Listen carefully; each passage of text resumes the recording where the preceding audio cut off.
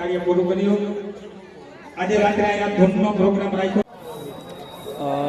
દાદા, આજે જે અહીંયા આયોજન કરવામાં આવેલું છે, આ આયોજન વિશે અને સૌપ્રથમ તો તમારો પરિચય કરો. જય સોમનાથ, જય કેદારનાથ. સર્વપ્રથમ મારું નામ શાસ્ત્રી મેહુલભાઈ પેરાણી, મૂળ માળિયા, હાલ જુનાગઢ.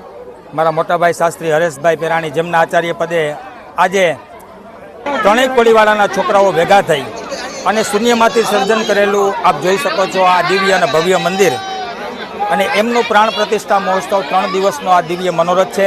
આજનું પ્રથમ દિવસ દેવતાઓનું સ્થાપન, અગ્નિ સ્થાપન, ગણેશ પૂજા, ગ્રહાદિ દેવતાઓનો હોમ અને જલની અંદર પહેલો વાસ. મૂર્તિના પ્રતિષ્ઠાના નિયમ પ્રમાણે જલની અંદર પ્રથમ દેવોને આપણે આસન આપ્યું. કાલ મંગલ પ્રભાતે પુનઃ બીજા દિવસના સત્રની અંદર દરેક મૂર્તિઓની અનાજની અંદર, જેને ધાન્યાદિવાસ કહેવામાં આવે, નગર યાત્રા, મૂર્તિઓની જલયાત્રા જેને કહેવામાં આવે, સમુદ્રનું જલ, તીર્થનું જલ આગળ છટાશે અને એની પછવાડે મૂર્તિઓ આખા નગરની અંદર ભ્રમણ કરી અને યજ્ઞશાળામાં મૂર્તિઓનો પ્રવેશ થશે. અને ત્રીજો દિવસ એટલે કે 5 ડિસેમ્બર એ દિવસે અભિજીત મુહૂર્તમાં બપોરે 12 અને 12:30ના સમયના મધ્યમાં આપણે ભગવાન કેદારનાથને મંદિરની અંદર પ્રસ્થાપિત કરશું. સમગ્ર યુવાનો દ્વારા જે મહેનત કરી અને આ ભવ્ય મંદિર બનાવેલામાં આવેલું છે, એનો 3 દિવસની અંદર સાંસ્કૃતિક અને આધ્યાત્મિક બંને કાર્યક્રમો અહીંયા રાખેલા છે. દિવસ દરમિયાન યજ્ઞ સત્ર છે.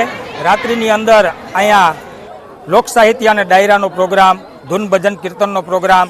તો સર્વ ધર્મપ્રેમી જનતા ભાઈઓ બહેનોને કેદારેશ્વર મહાદેવ ટ્રસ્ટ સપ્રેમ નિમંત્રણ આપે.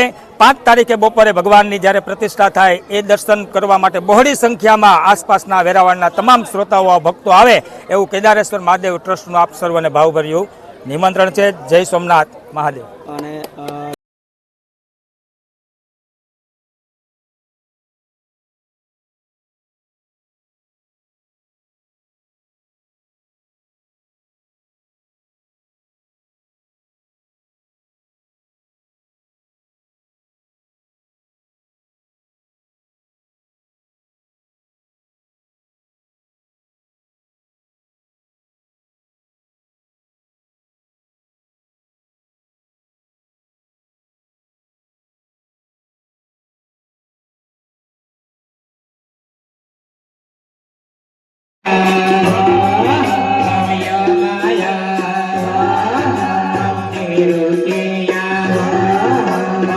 બોલો સોમનાથ મહાદેવ કી જય.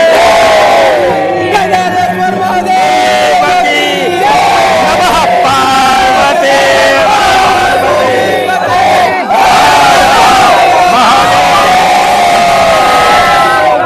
જય સોમનાથ મહાદેવ.